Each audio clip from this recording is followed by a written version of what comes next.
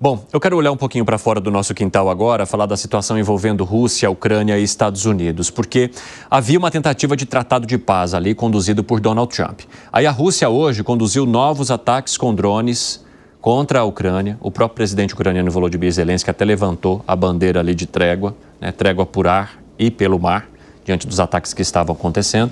E Donald Trump, que estava se colocando como protagonista dessa história e até sendo bastante incisivo com o Volodymyr Zelensky nas últimas semanas, meio que num alinhamento, numa proximidade com Vladimir Putin, hoje fez uma ameaça de sanção à Rússia, dizendo que iria impor sanções econômicas à Rússia diante desse ataque. Ou seja, a gente está conversando aqui para tentar baixar a fervura e você vai lá e conduz um ataque à Ucrânia, né? Logo depois de eu receber aqui o Volodymyr Zelensky falar um monte na cara dele.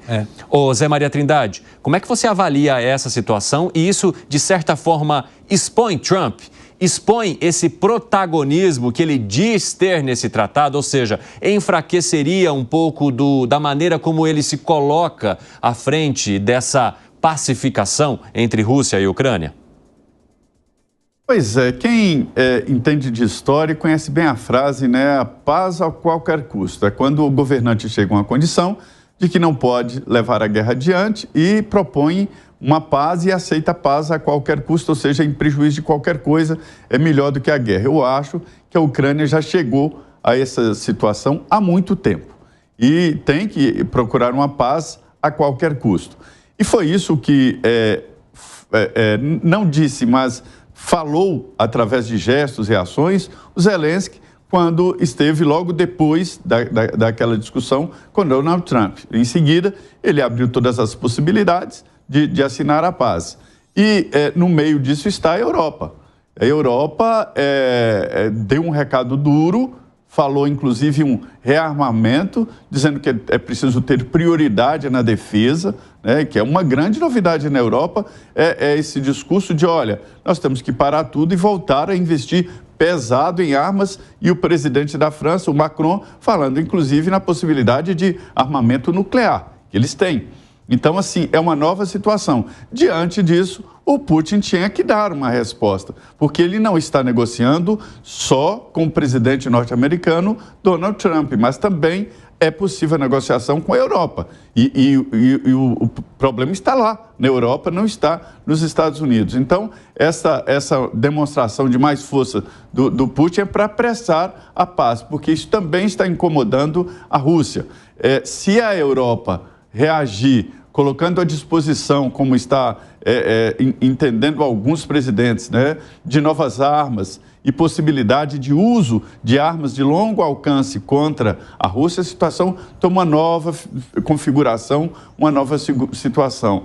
É estranho, né, esse ataque, mas eu entendo que é o Putin demonstrando mais uma força. A guerra é assim, as pessoas, quando estão fragilizadas, os guerreiros têm que demonstrar que estão fortes. E quando estão parados, estacionados, têm que demonstrar que estão andando e inquietar o inimigo. São táticas de guerra.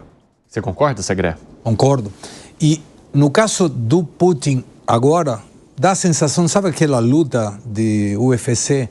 Que tem um que está apanhando, outro que está dando porrada, e está já quase terminado e quer bater por última vez para lograr essa rendição. Me parece que é a situação. Tem duas formas de concluir uma guerra. Uma é uma rendição negociada e outra a rendição incondicional. O Putin está conseguindo, através dessas gestões e pela debilidade do Zelensky, de ir atrás de uma rendição incondicional. Isso não seria bom para o mundo. Me parece muito melhor o que estava propondo Trump, mesmo com algumas carências, que é uma rendição negociada. Ou seja, porque seria uma rendição não baseada em diálogo, mas sim na força. Não dá mais. Quer dizer, daria para confiar menos ainda na Rússia diante de uma situação que partisse para isso. Como é que você avalia, Piperno? Que alguém precisa perguntar para o Putin se ele realmente entende que o Trump é um interlocutor em busca da paz. A guerra dele é com a Europa. Ele há muito tempo se vê lá, de alguma forma, acossado por pressão europeia, que é quem ajuda, inclusive, a manter a Ucrânia. E, na verdade, é muito patética essa ameaça americana a essa altura de impor sanções à Rússia. Ué, qual é o tipo de sanção que a Rússia já não recebeu? Então, uai... Manda aí, né? Tá fora do SWIFT, tá com fundos congelados, tem boicote a produtos... sabe, o Putin deve estar morrendo de medo com esse tipo de ameaça. Pois é, fala, Gani. Não, eu vejo que o Putin ele deu um recado não para o Trump, ele deu um recado para a Europa. Olha, vocês vão continuar aí mandando armas, vocês falaram que vão armar a Ucrânia, então, pensa 2 vezes que eu tô dando o recado, né? Se vocês insistirem, essa guerra vai continuar. Então é um recado claro aí para a Europa. Agora, em relação ao que o Trump fez, na verdade o Trump acertou em não escalar do ponto de vista militar, em fazer um discurso inflamado, que isso seria a pior coisa, mas é um discurso absolutamente retórico. Eu concordo com o Piper. Não dá para falar em sanção quando a Rússia já está super sancionada. Aliás, desde a primeira semana de guerra foi excluída do SWIFT. Não tem mais o que fazer, né? Detalhe, hoje todo mundo publicou a lista aí dos maiores crescimentos do PIB no mundo e tal, né? O Brasil está até bem e a Rússia cresceu mais do que o Brasil. Sim. A Rússia cresceu 4 e pouco lá, então, com guerra e tudo. Imagina se não tivesse. O que os Estados Unidos não esperavam naquela época, eles imaginavam que ao excluir a Rússia do SWIFT, ia quebrar a Rússia em uma semana, né? Ia gerar uma hiperinflação no país, ia faltar dólar, o caos social, ia quebrar a Rússia. Só que a Rússia não quebrou, porque a Rússia tem commodity, a Rússia tem energia, porque tem comércio com a China. E para piorar, a Rússia cresceu, e começou a também colocar em xeque o dólar. Porque os outros países falaram, opa, peraí, estão usando o dólar contra a Rússia, né, como uma arma de guerra, e se a gente tiver um problema com os Estados Unidos? Por isso que teve toda essa movimentação em relação ao dólar. Então, nesse sentido, a Rússia saiu fortalecida. Que foi, Segre? Me dá a sensação que poderia aproveitar agora para buscar essa rendição negociada, o final da guerra negociada, não apenas a falta de apoio dos Estados Unidos para a Ucrânia, sino também a possibilidade de que a Rússia volte ao SWIFT,